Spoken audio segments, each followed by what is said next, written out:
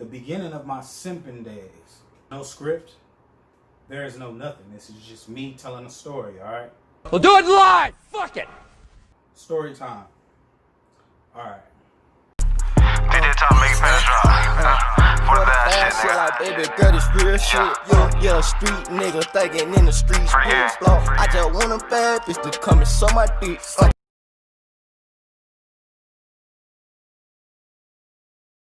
I grew up in Oakland, California.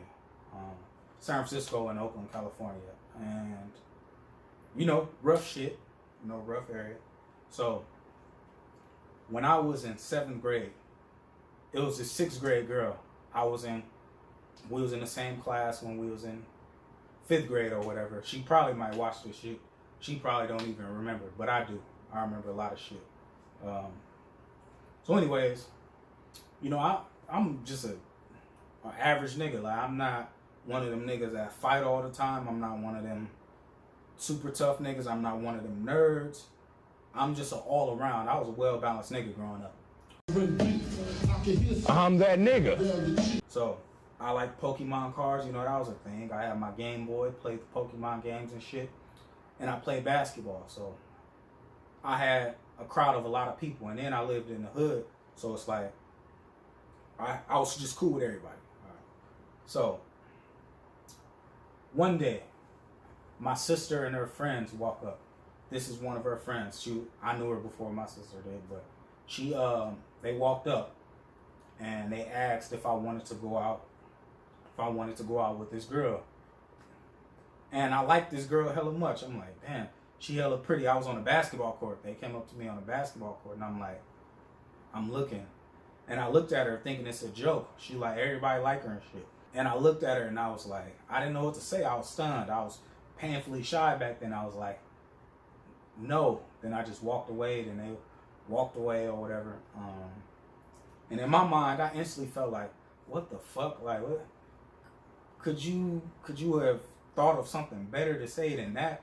But I regretted that shit. In my 7th grade class, it was a few dudes that would like talk about her and shit like, oh, she bad. Like she one of the cutest girls here, this and that. Damn, I really want to talk to her, this and that. And I told him, I was like, damn, I had the chance to mess with her. And them niggas got mad at me, like, what? What the fuck, man?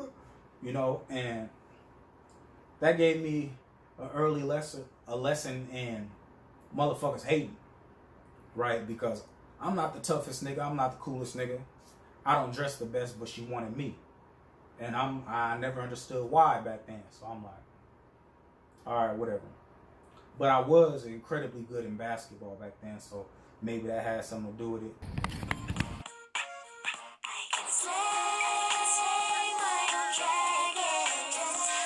I noticed people start to like her. So these motherfuckers is mad at me because she liked me, and it's like, I ain't got no control over that shit. This is when the simping starts.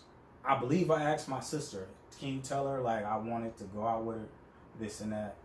And I was just, I don't know, and I was just playing. But at that point, I missed my chance with possibly the prettiest girl in school. And I'm mad about the shit, so I'm like, man, you know what? Captain Simp. So I turned to Captain Simp. So I would get my allowance, my little allowance or whatever, and I would give my sister $1 every day. Hey, give this to her, please. Give this to the girl that I like. Can you give that to her or whatever? And honestly, I hope my sister kept every fucking dollar of that simp bitch ass shit that I did. But every day for like a few weeks, I would give her $1. Give this to her for me, sister. And then one day, because we was in foster care also. So one day, my foster mom gave the other girl that we lived with a bracelet. Like some little like charm bracelet or some shit. And one day she was just throwing it in the air. Just randomly throwing it in the air. And she like dropped it in some dirt. I think it was an expensive bracelet too, but she dropped that shit in the dirt. I pick it up because it was like, it dropped near me. I said, okay, shit, I got a fucking bracelet here. Bitches like bracelets. Shit, let me get this to that girl at school tomorrow. Put that motherfucker up. Took the bracelet and went to school the next day. I told my sister, gave the bracelet to my sister. Hey, can you give this to her for me, please? So she gave it to her. So I waited until after school.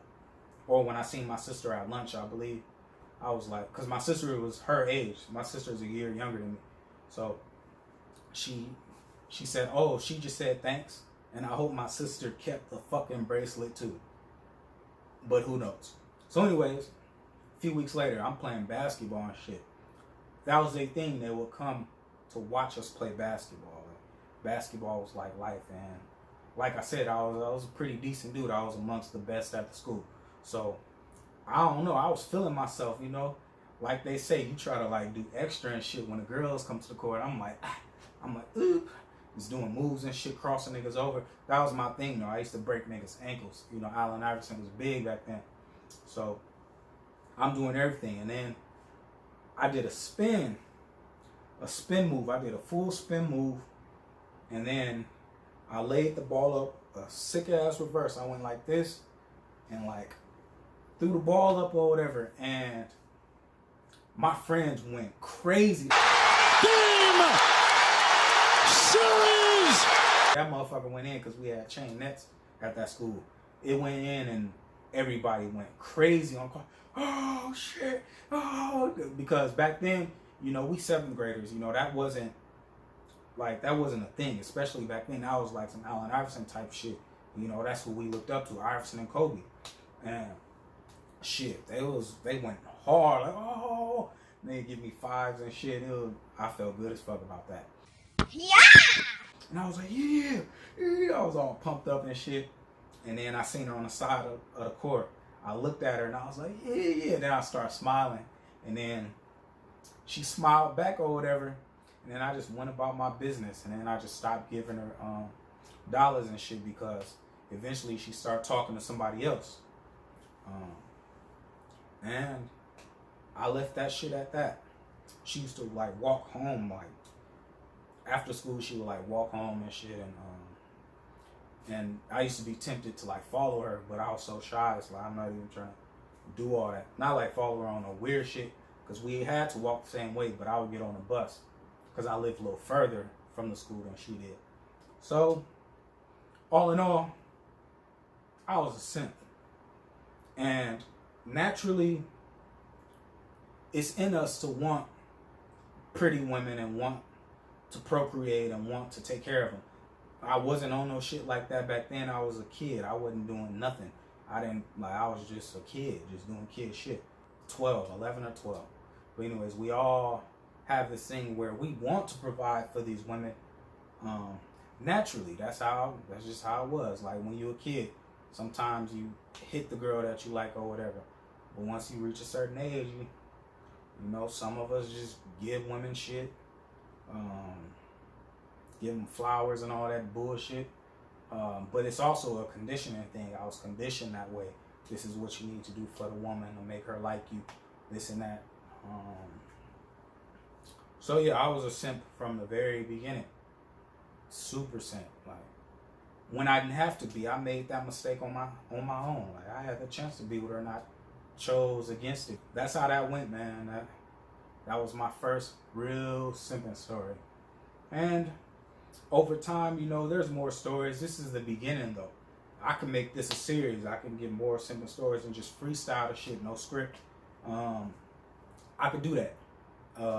And if you guys like this, you know, let me know. Comment, give me feedback, give me your simp story. Or if you're a woman, give me a story of when a motherfucker was being a simp to you. Give me a thumbs up, like my video, subscribe, and if you are subscribed, please put on your post notifications, y'all. Niggas on the block, they be hustling, dressed in all black, can't forget camo. Hang around them shooters, got a lot of ammo. Army gang shit, we running from the Taz though. Yeah, they on that, yeah, they really on our asshole.